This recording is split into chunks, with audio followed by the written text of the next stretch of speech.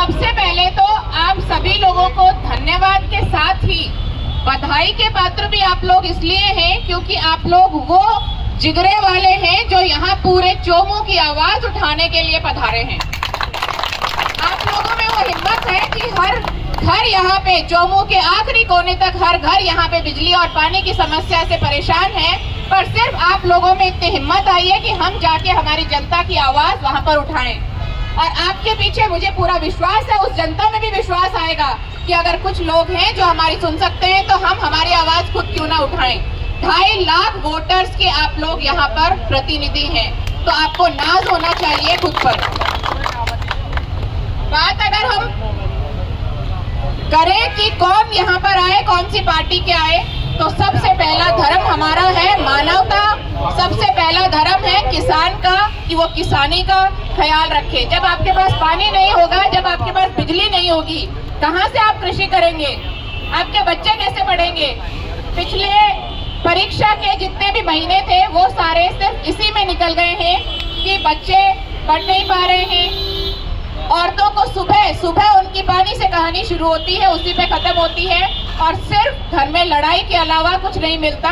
हमारी बिजली, हमें बिजली नहीं मिलती है 6 घंटे की कह के, कुछ 1 घंटा आधा घंटा में हमें बिजली दी जाती है।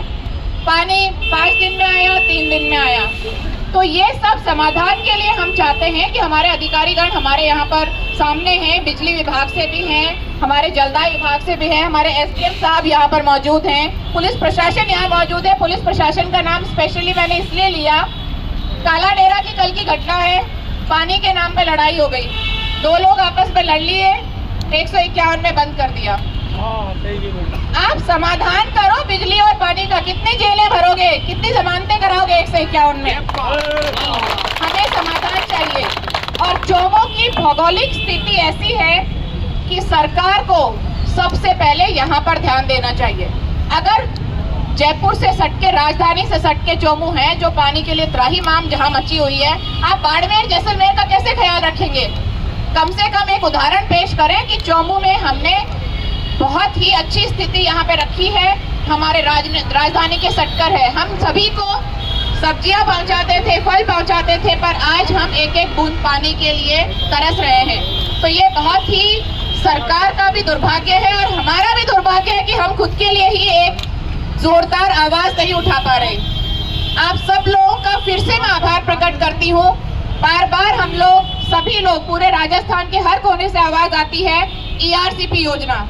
चोमू को ERCP योजना में नहीं शामिल किया गया, और आप सब लोगों का साथ उस दिन भी जरूरी होगा जब हमें जाके वहां पर सरकार का दरवाजा खटखटाना पड़ेगा, अगर उनके कानों पे जू नहीं रहेगी तो।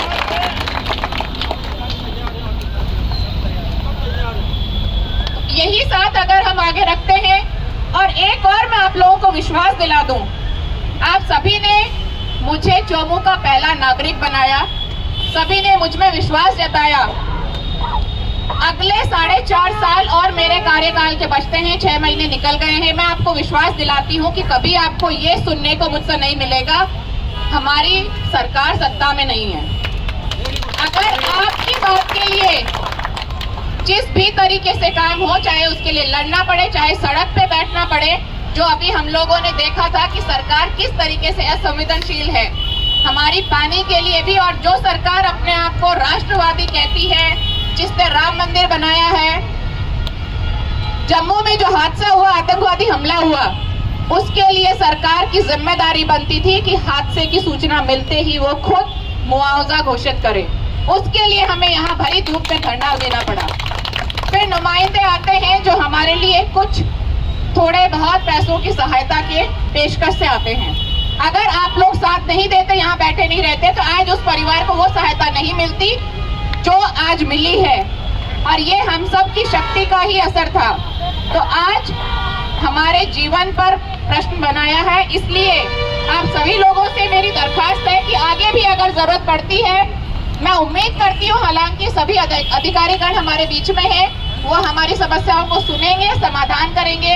आप सभी से मेरी एक रिक्वेस्ट भी है, क्योंकि अधिकारीगण हैं, हमें बार बार AN साहब, हमें बार बार एक शिकायत आती है कि फोन कॉल्स अटेंड नहीं होते जनता के।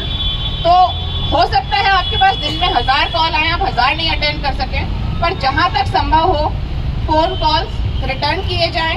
आपके जो लाइनमैन्स हैं उनकी हमारे को लगातार ये शिकायतें आती हैं, उनका जनता के साथ जो व्यवहार है वो बिल्कुल भी विनम्र नहीं है। तो आप उन्हें निर्देशित करें कि जनता के साथ व्यवहार उनका अच्छा रखें।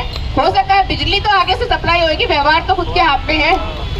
तो जनता को वो सांत्वना तो वो देकर रखें, आश्वासन दें और काम भी करें साथ में। तो आप सभी लोगों से मेरी दरखास्त है कि आप हमारा समाधान करें। हर गांव हर घर की ये समस्या है और बिसलपुर से अगर हमारी सरकार हमें नहीं जोड़ती है तो हम लोगों को उसके लिए भी संघर्ष करना पड़ेगा। अगर आज सरकार चोमू को बिसलपुर से जोड़ने के लिए तैयार है तो मैं आप लोगों से वादा करती हूँ कि आप सभी की सहमति से विधायक कोष का 1 साल का जो फंड है वो मैं बिसलपुर में डोनेट करूंगी, पर उसके लिए सरकार हमें बिसलपुर से जोड़े। तो यहाँ पर आज ये सांकेतिक धरना था। अगर जरूरत पड़ती है, हमारी मांगे पूरी नहीं होती हैं, हर घर जल और बिजली नहीं पहुंचती है, हमारे काम लटकाए जाते हैं, सुने नहीं जाते हैं, तो हमें हो सकता है ये लड़ाई लंबी लड़नी पड़े, पर हम लड़ाई लड़ेंगे और हमारी मांगे सुनी जाएंगी, ये मैं आपको विश्वास दिलाती हूँ। सभी का बहुत बहुत धन्यवाद। अभी हम सभी अधिकारीगण से बात करेंगे, ज्ञापन भी दिया जाएगा। सभी मांगे हमारी सम्मिलित हैं। आप सभी लोगों से हमने मांगे पूछी भी, हम लगातार पूछ रहे हैं। फिर भी अगर कुछ रहता है तो मैं हर वक्त यहाँ पे हाजिर हूँ। आप लोग कभी भी मुझे फोन करें, बताएं और आगे हर समस्या का हर संभव समाधान का प्रयास रहेगा। बहुत बहुत धन्यवाद आप सभी लोगों का यहाँ आने के लिए।